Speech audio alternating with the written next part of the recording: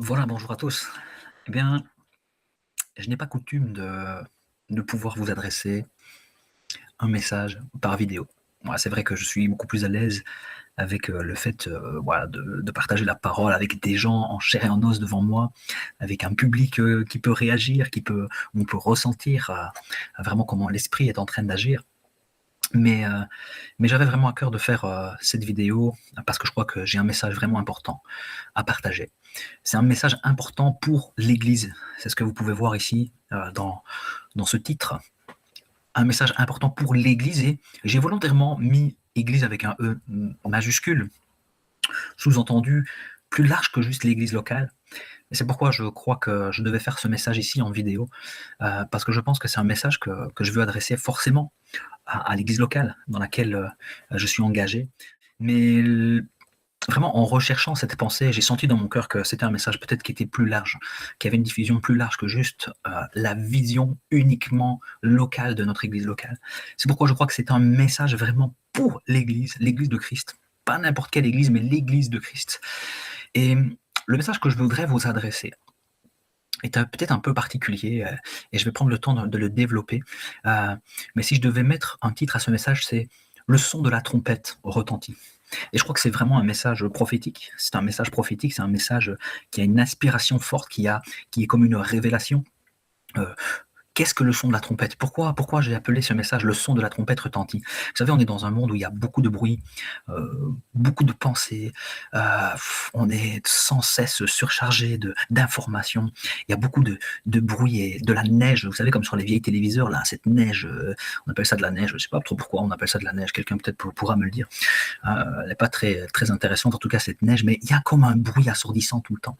Et au milieu de ce bruit, et j'ai pu ressentir dans mon esprit, parce que c'est pas comme si je l'avais entendu avec mon oreille naturelle, hein, je peux entendre des sons, mais là j'ai ressenti dans l'esprit le son d'une trompette, un son retentir, un son qui m'a fait m'arrêter, un son qui m'a interpellé, qui m'a pris dans l'esprit, et, et comme si Dieu voulait m'arrêter et voulait me dire j'ai quelque chose à dire à mon Église. Et j'ai entendu comme ce son de cette trompette. Et c'est très intéressant, le son des trompettes, parce que quand on étudie un peu la parole de Dieu, quand on recherche dans la parole de Dieu, euh, pourquoi les trompettes sont utilisées, on voit qu'elles sont utilisées vraiment dans des cadres très précis. Les hommes utilisent des trompettes, mais aussi des anges qui utilisent des trompettes. Et le son des trompettes, c'est pas juste un bruit. Et lorsque Dieu fait retentir lui-même une trompette, c'est parce qu'il veut communiquer une information stratégique. Et il est intéressant de voir dans la Bible que lorsque on voit qu'on utilise des trompettes, elles ont généralement deux fonctions, en tout cas lorsque les hommes les utilisent, ou même lorsque des anges utilisent des trompettes, hein, il y a des textes qui nous parlent d'anges qui font sonner des trompettes. La trompette, elle a pour objectif d'avertir. Avertir, il y a un avertissement. Elle a pour un objectif d'avertir ou alors de mettre en mouvement. Elle peut avoir un but de mettre un peuple en mouvement.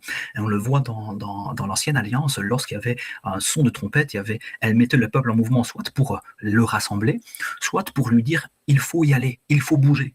Et le son des trompettes, je pense, est un langage spirituel entre le ciel et la terre. C'est pourquoi on voit à la fois des hommes qui utilisent des trompettes ou des chauffards. Hein. Il y a deux types de trompettes que l'on voit dans la Bible. Je ne vais pas m'étendre là-dessus. Hein. Il y a les chauffards qui sont ces fameuses cornes que vous voyez ici sur l'image, là. Ces cornes de bélier, là. Enfin, je ne pense pas que c'était vraiment un bélier, hein. C'est un animal en tout cas, et qui permettait de faire sonner certains sons. Et puis il y avait aussi des trompettes d'argent, donc faites de métal, qui étaient là réservées pour les sacrificateurs, qui avaient un rôle aussi particulier. Mais ce que je veux vous dire vraiment, c'est un message important. Il y a une trompette qui est en train de sonner. Et, et je cherchais vraiment à comprendre ce que le Seigneur voulait me dire avec cette trompette. Et je crois avoir reçu vraiment une pensée de Dieu. Et je dis je crois parce que je veux avoir beaucoup d'humilité. Quand on dit, Dieu m'a parlé, vous savez, aujourd'hui, dans un monde où Dieu m'a dit, Dieu m'a parlé, tout le monde peut dire cette phrase. Et ce qui est étonnant parfois, c'est que quelqu'un dit Dieu m'a dit A, et puis quelqu'un d'autre va dire Dieu m'a dit B. Et là-dedans, en fait, comment est-ce qu'on fait pour s'y retrouver? Donc, je crois que Dieu m'a parlé. Et je vous soumets vraiment cette pensée. Si vous pensez qu'elle est de Dieu, vous pouvez la recevoir, vous avez le droit de la juger, vous avez le droit de l'examiner. Lorsque j'ai entendu ce son de trompette, et je me suis posé cette question, mais alors Seigneur, si tu as une information et une stratégie que tu veux donner à ton Église, c'est quoi? Tu me parles de stratégie, tu me dis, il y a une stratégie que tu veux donner, mais quelle est cette stratégie?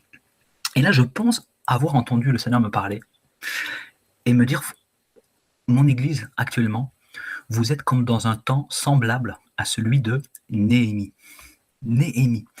Alors, qui est Néhémie? Néhémie, c'est un livre d'abord que l'on trouve dans la Bible, hein, un livre que l'on trouve dans l'Ancien Testament, un livre très intéressant, un livre qui suit le livre d'Esdras, deux livres qui sont très complémentaires, et vous allez comprendre aussi pourquoi.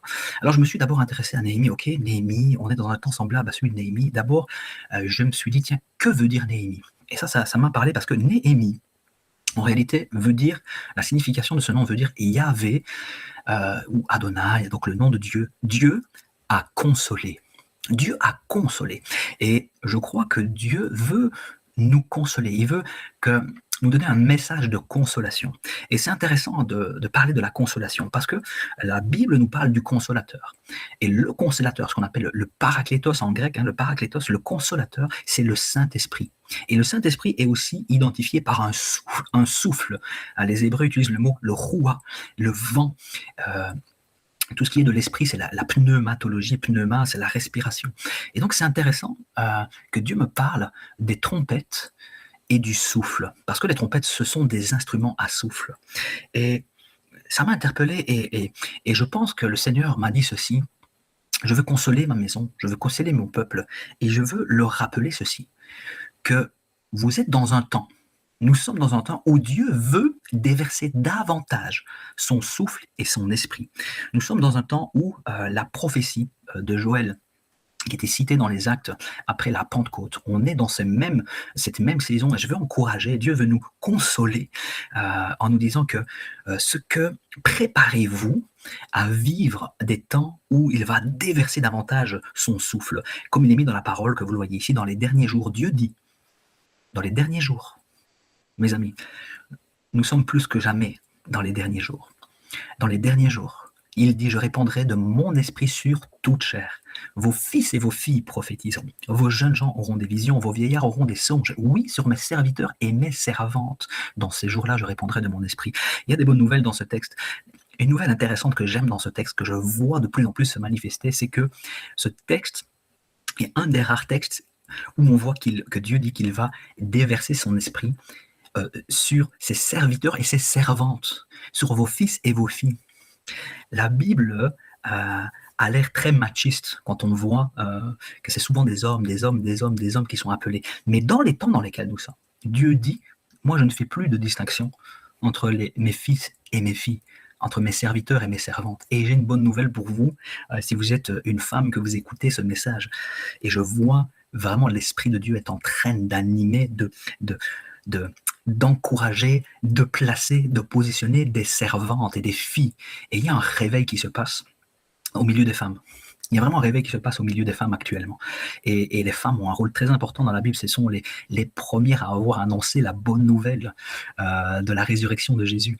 Il y a une bonne nouvelle, mes amis. Il y a une bonne nouvelle, c'est que Christ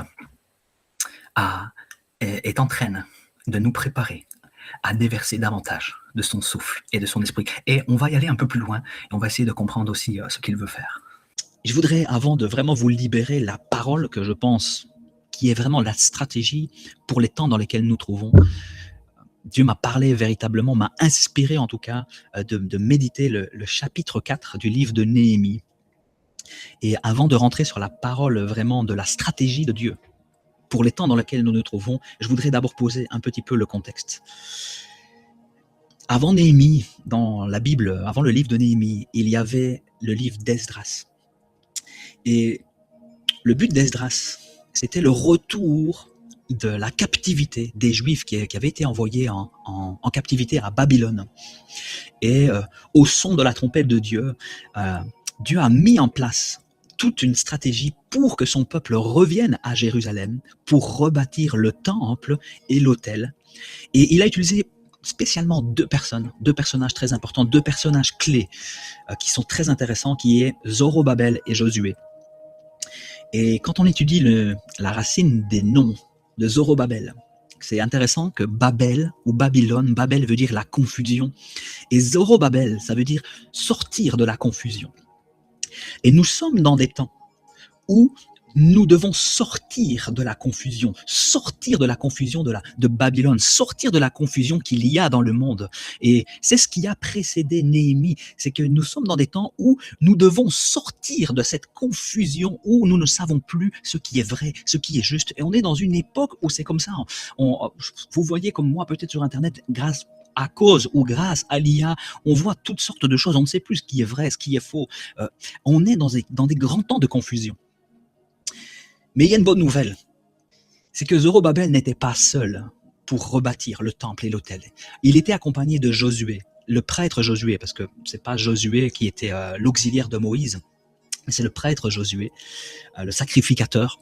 Et Josué, son nom est tellement beau, tellement puissant. Josué veut dire Yahvé, Adonai sauve, Dieu sauve. Et je crois que pour sortir du temps de confusion dans lequel ce monde est, nous devons tourner le regard vers celui qui sauve. Celui qui sauve a un nom. Celui qui sauve est merveilleux. Celui qui sauve a été révélé et son nom, c'est Jésus-Christ. Nous sommes dans ces temps de confusion où seul le retour à Christ nous amènera à quitter la confusion. Voilà ce qui s'est passé avant Néhémie. Et Néhémie amène une dimension, la dimension de l'esprit, puisque Christ a tout accompli. Lorsque tu lis le message de l'évangile, tu vois l'œuvre de Christ, mais l'œuvre de Christ ne s'est pas arrêtée à la croix, l'œuvre de Christ ne s'est pas arrêtée au tombeau, l'œuvre de Christ a continué par l'envoi du Saint-Esprit. C'est pourquoi Néhémie viendra après Esdras. C'est pourquoi Néhémie s'appelle Dieu console ou le consolateur, qui est le Paraklétos. Et le Paraklétos veut aussi dire le défenseur.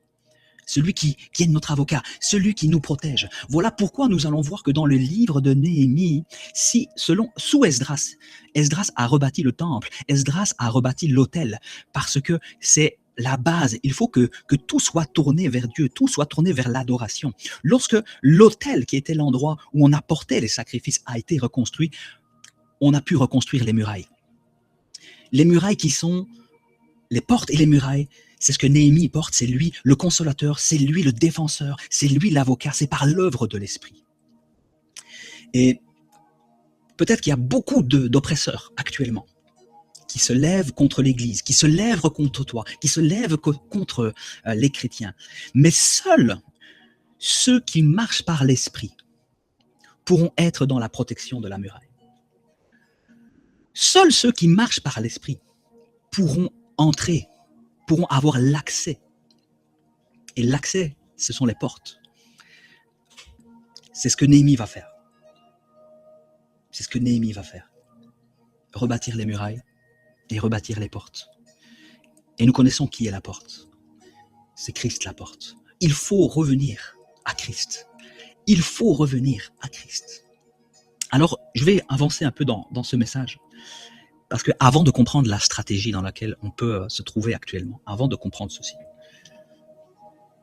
je voudrais aller un petit peu plus loin, toujours dans le contexte de ce texte très important. Il s'agit du texte vraiment de Néhémie, chapitre 4. Et je crois vraiment que c'est un texte complètement d'actualité pour la saison dans laquelle nous nous trouvons.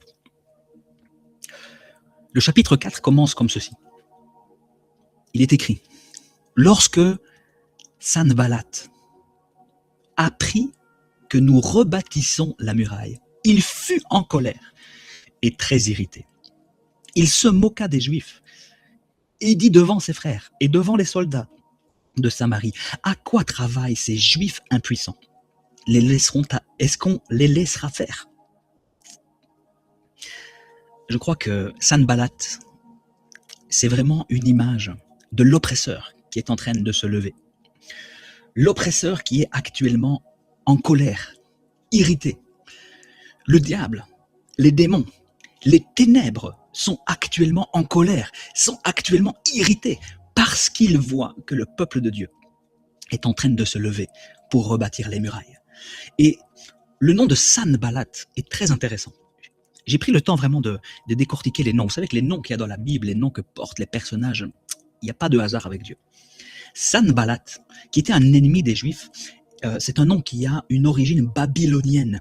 N'oubliez pas que le peuple venait de Babylone, il venait de sortir, comme nous-mêmes, nous avons quitté l'Égypte, nous sommes sortis d'un royaume des ténèbres pour rentrer dans un royaume des lumières. Mais Sanballat, le nom Sanballat veut dire littéralement ceci, le dieu lunaire donne la vie. C'est intéressant de voir que le dieu lunaire, le dieu lune, vous savez, la religion qui a pour symbole la lune, actuellement, c'est l'islam. Et actuellement, nous pouvons voir comment le Moyen-Orient est complètement en feu et qu'il y a une guerre spirituelle.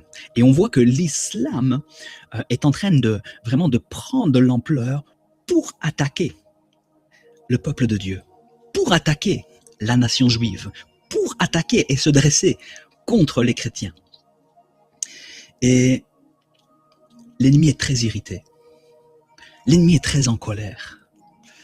Et laissez-moi vous dire que, alors que je vois des hommes et des femmes qui sont en train de se lever, qui sont en train de dire « je veux me lever, je veux suivre, je veux devenir un disciple de Jésus », quand tu te lèves, et les hommes et les femmes sont en train de se lever, parce que je crois qu'il y a un réveil qui se prépare, et des hommes, des femmes, des jeunes, des moins jeunes sont en train de se lever pour rebâtir les murailles, laisse-moi te dire que le diable va être en colère, il va être irrité. Et il ne va pas rester là simplement à rien faire. C'est ce que ce texte nous apprend. Je suis toujours dans le contexte et regarde, j'avance un peu avec toi maintenant dans la suite. Très intéressant. À partir du verset 7, voici ce qu'il est écrit. Sanballat, Tobisha, les Arabes, les Ammonites, les Asdodiens furent très irrités en apprenant la réparation des murs qu'ils avançaient et que les brèches commençaient à se fermer. Mes amis, les brèches commencent à se fermer pour l'Église aussi. Les brèches commencent à se fermer. Mais l'ennemi ne va pas rester là à prendre des photos. Il ne va pas rester tranquille. Il ne va pas se dire « Ah, c'est bien là. Je vois que le peuple de Dieu est en train de se lever. Je vois qu'ils sont en train de se mobiliser vraiment pour rebâtir ces murailles. Je vois qu'ils sont en train de devenir solides et forts. » Regarde ce que ce texte nous raconte. Il est dit ceci. Ils se liguèrent tous ensemble pour venir attaquer Jérusalem et lui causer des dommages. C'est intéressant que Sanballat s'est associé avec tous les ennemis d'Israël. Le diable sait la puissance qu'il y a dans l'unité. Et vous allez voir que ce que nous vivons dans ces temps sont des préfigurations d'un prochain gouvernement mondial, des préfigurations d'une prochaine religion mondiale. Vous allez voir que toutes les religions qui sont des religions diaboliques vont finir par s'unir pour n'être qu'une seule et même religion. Parce que le diable sait ô combien il aura besoin d'être uni pour pouvoir se dresser contre l'avènement de Christ et contre l'Église qui doit aussi être unie. Et je vais y venir dans quelques instants. L'ennemi est en train de se liguer et c'est pourquoi tu peux ressentir de plus en plus. Tu peux ressentir de plus en plus que l'ennemi semble... C'est comme si tu as l'impression que vraiment, il est de plus en plus fort. Il est de mieux en mieux organisé. Avant, il y avait des combats. Maintenant, il y en a et tu te dis, mais qu'est-ce que c'est que ces combats de fous? Comment tu vois des choses que tu ne voyais pas avant? Je suis sûr que tu vois de quoi je parle, que ce soit pour ta vie personnelle, que ce soit pour l'église locale, que ce soit pour l'œuvre de Dieu, que ce soit ici dans notre nation, que ce soit dans toutes les nations. C'est pourquoi le peuple de Dieu va réagir à ceci. Je lis encore la suite de l'écriture qui dit « Nous priâmes notre Dieu et nous établîmes une garde jour et nuit pour nous défendre contre leurs attaques. Cependant, Judas disait, ah, Judas c'est l'adoration. Judas c'est le peuple des adorateurs, c'est l'adoration. C'est pourquoi l'adoration est très importante dans les temps dans lesquels nous sommes. Mais Judas va dire, les forces manquent à ceux qui portent les fardeaux et les décombres sont considérables et nous ne pourrons pas réussir. Quand l'ennemi s'unit, il y a un puissant découragement qui vient frapper l'Église. Et le premier qui peut être découragé, souvent c'est Judas. Quand il y a l'oppression qui est là, tu n'as plus envie d'adorer.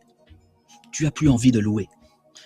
Toi qui pouvais même écouter des heures la louange, tu pouvais mettre des playlists sur YouTube et laisser l'adoration couler. Quand l'oppression de l'ennemi vient et se mobilise pour t'attaquer, la première chose qui va être découragée, c'est ton adoration. Alors vraiment, sois sensible à cela. Sois sensible à cela. Regarde, quand t'es-tu arrêté d'adorer?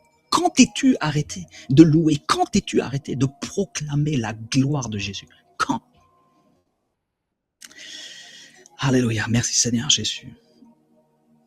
Et je vais continuer vraiment dans ce message. Je vais continuer vraiment dans ce message encore. Parce que je ne suis pas encore au niveau de la stratégie. Je ne suis pas encore au niveau de la stratégie. Là, je te parle du contexte, de ce que nous sommes en train de vivre, de ce que chacun est en train de vivre. J'espère que je parle à quelqu'un. J'espère que quelqu'un se dit, c'est vrai, nous sommes en train de vivre ceci. L'ennemi se lève, l'ennemi se dresse contre nous. Nous avons décidé de nous lever, nous avons décidé d'aller, de répondre à l'appel de Dieu, nous avons décidé de rebâtir les murailles, nous avons décidé de marcher par l'Esprit, parce que c'est de ça dont je te parle. Néhémie, le consolateur, le Saint-Esprit, nous avons décidé de dire, Saint-Esprit, dirige-nous, conduis-nous, mets-nous en mouvement. Et là, tu sens vraiment que l'ennemi est en colère, l'ennemi est irrité. Et qu'il se ligue, et qu'il y a une puissance qui vient pour te décourager. Si tu crois que tu vis dans cette saison, si cette saison que je te partage, moi je crois que c'est une saison dans laquelle je la vis personnellement. Je vois l'église locale la vivre personnellement. Je vois des serviteurs de Dieu la vivre personnellement. Je vois d'autres assemblées, je vois ces réalités les vivre. Est-ce que toi, peut-être, ouvre tes yeux avec moi, est-ce que toi aussi tu es concerné par cela? Si tu es concerné par cela, j'ai un message important pour toi. J'ai une stratégie importante pour toi. Parce que la trompette sonne, la trompette résonne, la trompette sonne. Et le Seigneur veut nous communiquer vraiment une stratégie. Et ça, c'est la bonne nouvelle.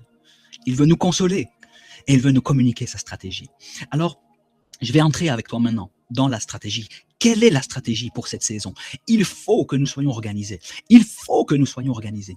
Si nous n'avons pas de stratégie, nous allons subir les assauts de l'ennemi parce que l'ennemi n'a pas demandé ta permission pour attaquer. L'ennemi n'attend pas que tu sois prêt pour attaquer. L'ennemi n'attend pas, le diable n'attend pas qu'il dise « Ok, je vais quand même leur laisser le temps de capter la stratégie de Dieu avant de les attaquer, sinon ce ne sera pas équitable. » Non, non, non, il est déjà à fond dedans. Il est déjà à fond dedans. Mais j'ai une bonne nouvelle. Il y a une stratégie. Et la stratégie va nous accorder la victoire. Nous avons la victoire. Tu as la victoire. Je veux le rappeler à quelqu'un, la victoire a été accomplie. Quelle est la stratégie?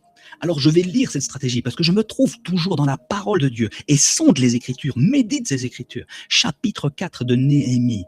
Voici la stratégie de Dieu pour la période dans laquelle nous sommes. Voici la stratégie de Dieu pour cette saison. Il faut que tu captes cela. Il faut que tu saisisses cela. Il faut que tu te l'appropries. Il faut que tu marches selon cette stratégie. Je vais la lire et puis on va la décortiquer, on va la prendre et on va marcher dans cette stratégie. Ah, ça doit te réjouir. Voici ce qu'il est écrit, chapitre 4, à partir du verset 17 au verset 20. Je vais lire d'un coup le texte et puis on va décortiquer ensemble. Ceux qui construisent le mur de la ville et ceux qui portent les pierres travaillent d'une main. De l'autre, ils tiennent une arme. Ceux qui construisent ont chacun une épée attachée à leur ceinture. Un homme m'accompagne, prêt à sonner de la trompette. Je dis aux notables, aux chefs et à tous ceux qui sont présents, il y a encore beaucoup à faire le long du mur. Et nous travaillons un peu partout, assez loin les uns des autres. Si vous entendez, je veux le dire à quelqu'un, si vous entendez une sonnerie de trompette, venez de l'endroit où vous êtes et rassemblez-vous auprès de moi. Notre Dieu combattra pour nous. Notre Dieu combattra pour nous. Est-ce que quelqu'un avec moi veut rentrer dans cette stratégie où il va voir Dieu combattre pour nous? Pour mettre cette stratégie en place, il faut comprendre comment la parole nous enseigne, comment l'Esprit veut nous enseigner cette stratégie. Alors, j'entre dans le premier point de cette stratégie, qui sont définis au verset 17 et 18. Il est dit dans ce texte qui est assez étonnant, on parle de constructeurs, on parle de bâtisseurs, ce sont des ouvriers, ils vont pour bâtir une muraille, ça veut dire qu'ils ont des pierres, des truelles, leur but c'est des maçons quoi en fait. Ce sont des maçons et il est dit ceci, ceux qui portent les pierres travaillent d'une main, et de l'autre, ils tiennent une arme, pas une truelle, pas un seau avec du mortier, mais de l'autre, ils tiennent une arme. Et donc ça, c'est ceux qui portent les pierres. Ça veut dire qu'il y a des personnes qui sont là, ils vont chercher les pierres. Ils prennent la pierre avec la main gauche, la main droite, je sais pas. Et de l'autre main, ils ont une épée.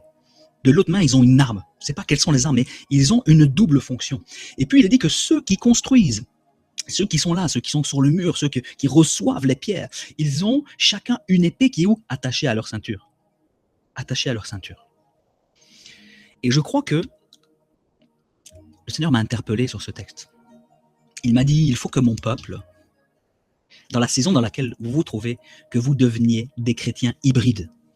Des chrétiens hybrides. C'est quoi des chrétiens hybrides?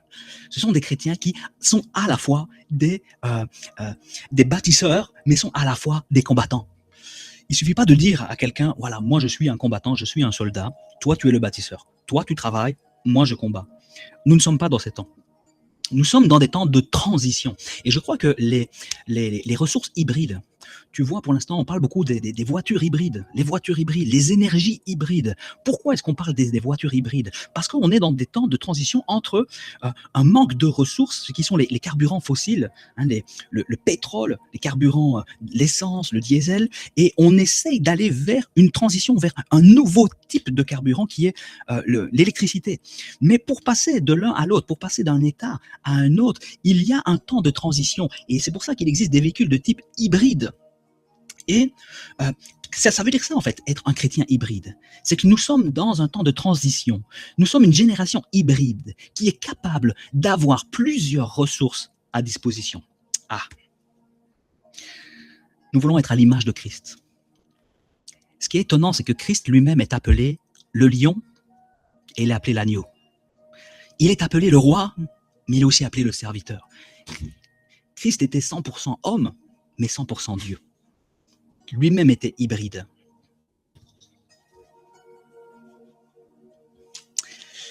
Et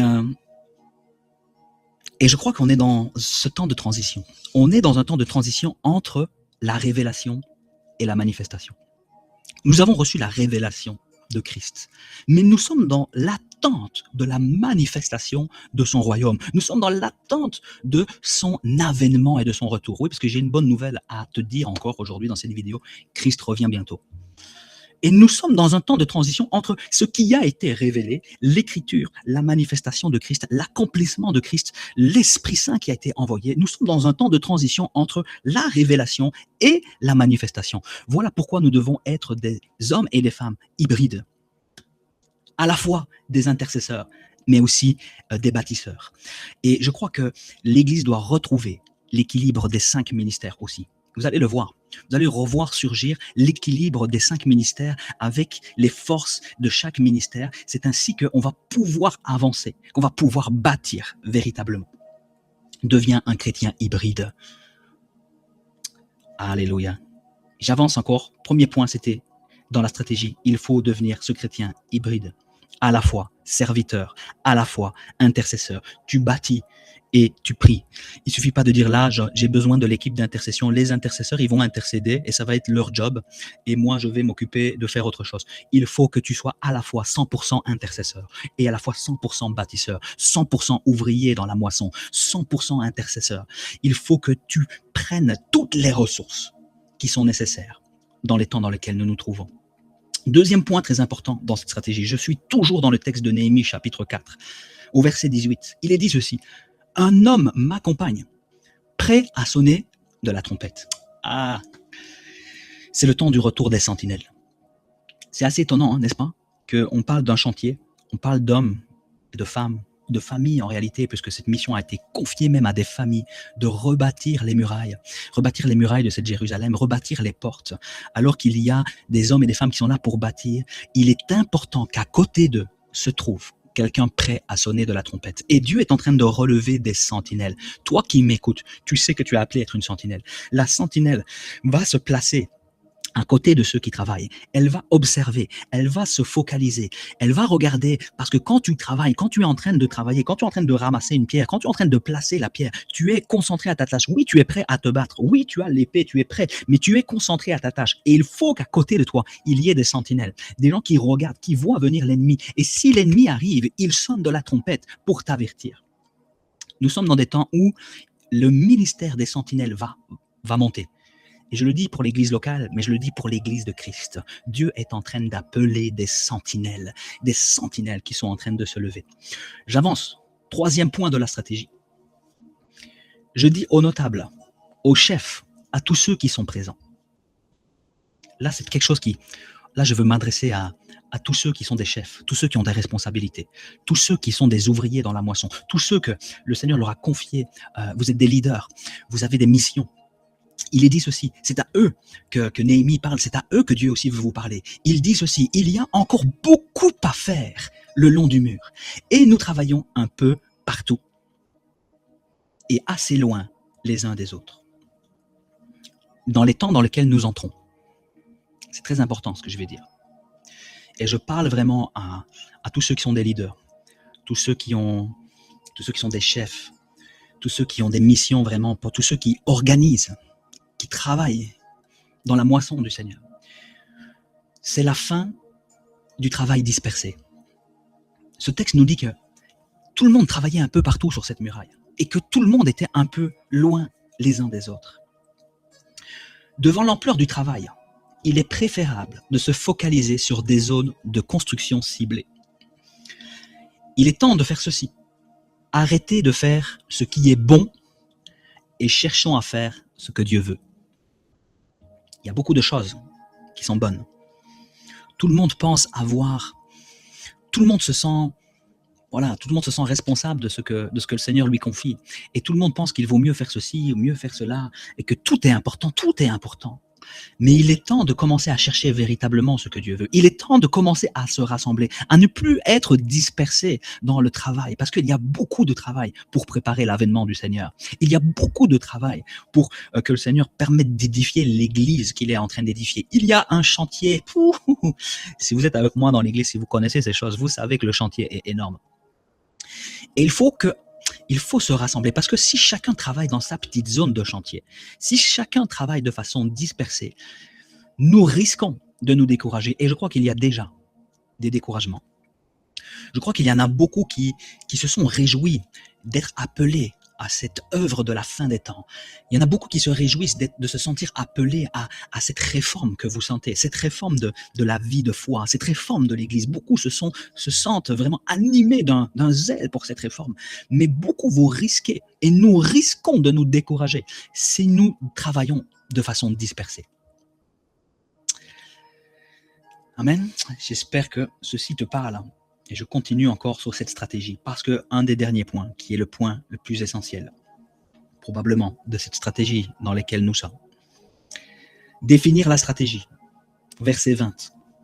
Si vous entendez une sonnerie de trompette, mes amis, la trompette est en train de sonner. Dieu est en train de sonner la trompette. Dieu est en train de nous avertir. Dieu est en train de nous faire bouger. La trompette, comme je l'ai dit au tout début de cette vidéo, elle sert à mettre en mouvement. Elle sert à nous mettre en mouvement. Dieu veut nous mettre en mouvement. Si vous entendez la sonnerie de la trompette, venez de l'endroit où vous êtes et rassemblez-vous auprès de moi. Notre Dieu combattra pour nous. La clé, mes amis, la clé de la réussite du travail qui est devant nous, c'est l'unité. La clé du réveil, c'est l'unité. La clé pour voir Dieu combattre pour nous et d'arrêter de nous laisser malmener par l'ennemi qui lui-même a compris la puissance d'être uni dans son travail. Vous l'avez vu dans ce texte, lorsque Sanballat s'est associé avec tous les ennemis, la puissance de découragement a saisi le peuple. C'est pourquoi nous devons réagir. Nous devons à nouveau nous retrouver dans l'unité.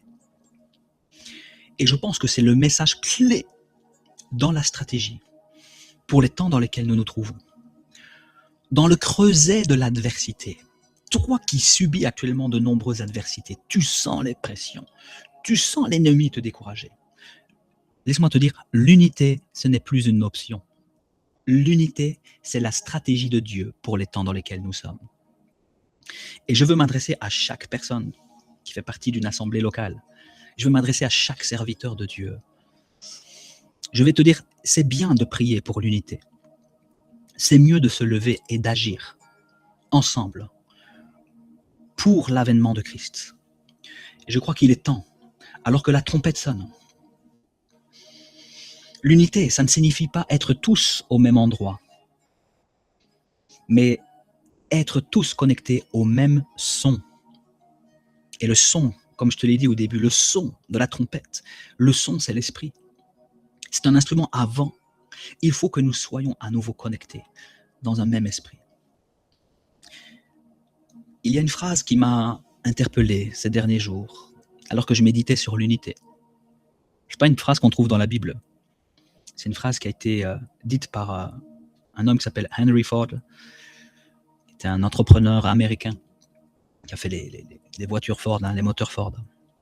Qu'est-ce qui a fait le succès de son entreprise? Vous savez, aujourd'hui, il y a des entreprises du monde qui cherchent dans la Bible des principes qui leur donnent la réussite. Parce qu'ils ont compris que ce livre extraordinaire, il y a des principes extraordinaires et ils appliquent des principes sans même parfois vraiment avoir la foi en ces choses et ils voient la réussite dans leurs entreprises. Henry Ford a dit ceci, cette phrase très importante. Se réunir est un début. C'est bien quand on se réunit avec des frères et sœurs. C'est bien quand on fait une réunion de prière inter-église. On se voit une fois, c'est bien quand on fait une pastorale et on se réunit. On est ensemble, au même endroit. Peut-être on chante les mêmes chants. C'est bien, c'est un début. Il dira après ceci, rester ensemble.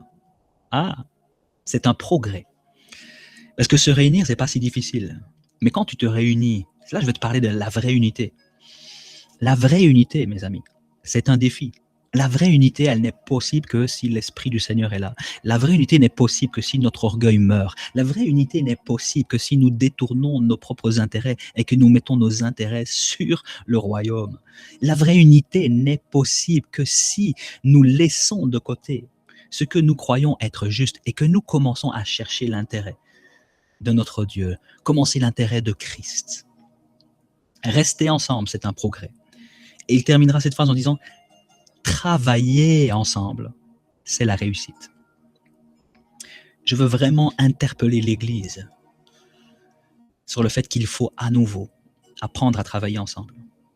Dans l'Église locale, mais pas que.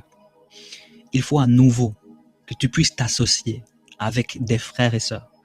Peu importe l'Église, peu importe sa dénomination, tant que tu es une Église de Christ, tant que tu es une Église de Jésus-Christ, il faut que, laissez-moi te dire, la réforme et l'Église qui est en train de se préparer, c'est une Église qui n'aura pas d'étiquette. C'est une Église qui n'aura pas un nom, si ce n'est le nom de Jésus-Christ. C'est une Église où on arrêtera de dire « Ah, c'est quoi?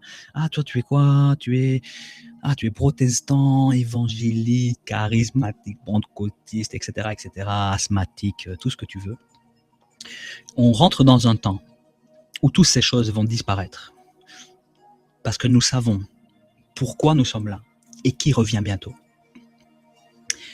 Et je veux terminer vraiment cette petite pensée, te poser une question.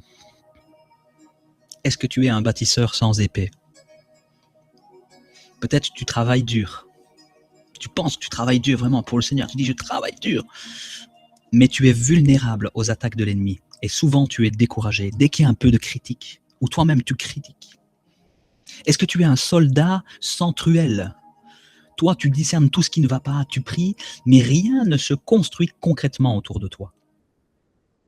Je crois qu'il est temps vraiment que nous apprenions à nouveau à nous unir autour de Christ, à nous unir, à nous laisser travailler par l'Esprit, à laisser de côté notre orgueil, à laisser de côté nos projets, à laisser de côté nos aspirations, à laisser de côté ce que nous croyons être bon et à chercher ensemble à préparer l'avènement de Christ. Parce que Christ revient bientôt. Et Christ nous cherche. La parole de Dieu dit qu'il recherche des adorateurs en esprit. En esprit. Comme je te l'ai dit ici, Néhémie, c'est le texte, c'est le son que le Seigneur m'a donné. Nous sommes dans des temps comme dans les temps de Néhémie. Il veut nous consoler, mais il veut aussi nous donner la stratégie pour résister. Et je voudrais juste terminer en priant. Parce que si, comme moi, tu fais face à de nombreuses oppressions, écoute et entends le son de la trompette. Rassemble-toi. Arrête de t'isoler. Arrête de t'isoler. Arrête de croire que toi, tu es le seul à avoir la vérité. Arrête de croire qu'il n'y a que toi. Ne sois pas comme Élie qui croyait qu'il était le seul prophète et qu'il était le seul. Tu n'es pas le seul. Il est temps que les prophètes ou les appelés ou tous ceux qui entendent le son de la trompette sortent de leur grotte. Peut-être tu t'es mis dans une grotte parce que tu avais besoin de te protéger. Peut-être tu t'es mis dans une grotte parce que tu as été blessé. Peut-être tu t'es mis dans une grotte parce que tu te sentais en danger et tu t'es dit, il n'y a pas un endroit plus sûr que de me cacher là-bas.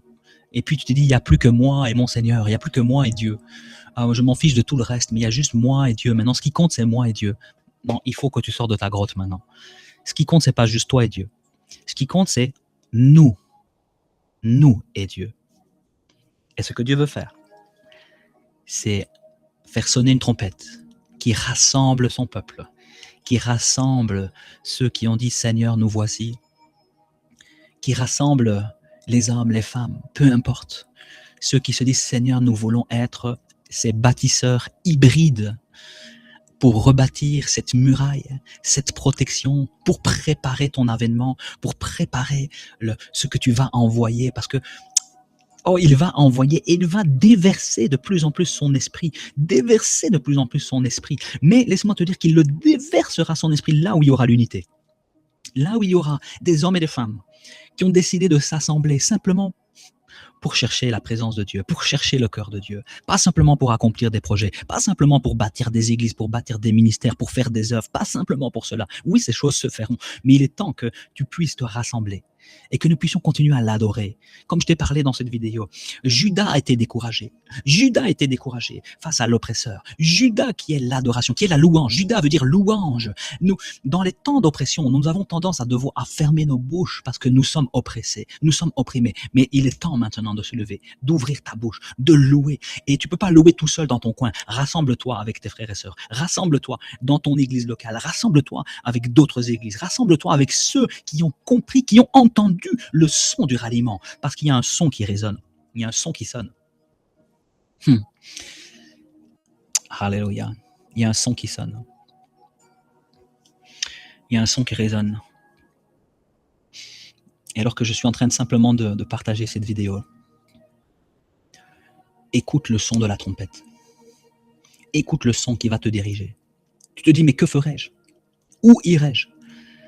Où irais-je? Laisse l'Esprit de Dieu te diriger. Si l'Esprit de Dieu te dirige réellement, il va te connecter avec des personnes. Si l'Esprit de Dieu t'appelle, il va te tourner, non pas vers toi-même, mais il va te tourner vers les autres. Si vraiment l'Esprit de Dieu, si tu peux entendre vraiment l'Esprit de Dieu, si tu peux entendre ce son de la trompette, c'est un son de ralliement. Ce n'est pas un son d'isolement. Ce n'est pas non plus un son qui te dit « vas-y tout seul ». Va tout seul, non. C'est fini le temps où tu travailles seul. C'est fini le temps où tu travailles seul.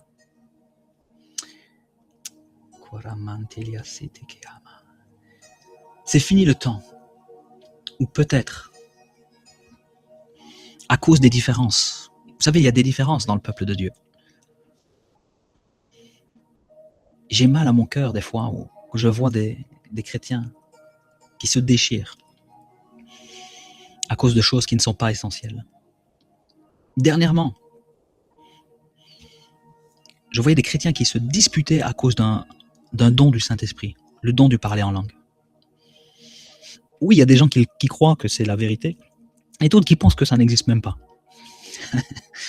Qu'est-ce que vous voulez que je vous dise?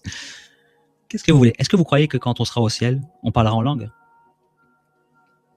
Vous savez, les dons finiront. Alors toi, tu crois aux dons. Toi, tu pratiques les dons. Toi, tu parles en langue. C'est bien. Continue. Toi, tu pratiques pas. Tu crois même que ça n'existe pas. C'est pas grave. C'est dommage. Bon, moi, ma position, voilà, vous la connaissez, ma position, bien sûr. Et je ne pourrais certainement pas vivre si j'avais pas ce don merveilleux de parler en langue. Mais à partir du moment où j'en fais un point de séparation avec mon frère qui aime Jésus, où j'en fais un point de séparation avec ma sœur qui croit que Christ revient bientôt, qui croit au salut par la foi en Jésus, qui croit que le monde doit encore être sauvé. À partir du moment où je prends un point comme cela et que ça crée une division entre nous, je me trompe de combat. Et je dois me repentir de cela. L'unité, c'est nous rassembler autour de ce qui compte vraiment. Et ce monde a besoin d'un sauveur. Ce monde a besoin de reconnaître et d'accueillir son Seigneur qui revient bientôt. Alors qu'est-ce que toi tu vas faire pour cela? Que le son de l'esprit nous dirige dans un esprit d'unité. Que nous puissions à nouveau, nous aimer ardemment les uns les autres. Alors soyez puissamment bénis, soyez puissamment encouragés. Et je prie que nous puissions marcher dans cette stratégie. Prenez le temps de méditer ce chapitre 4 de Néhémie. Sondez les Écritures. Sondez si ce que je vous ai dit, cela vous semble être juste. Si cela vous semble vraiment être la stratégie de Dieu. Alors soyez bénis. À bientôt.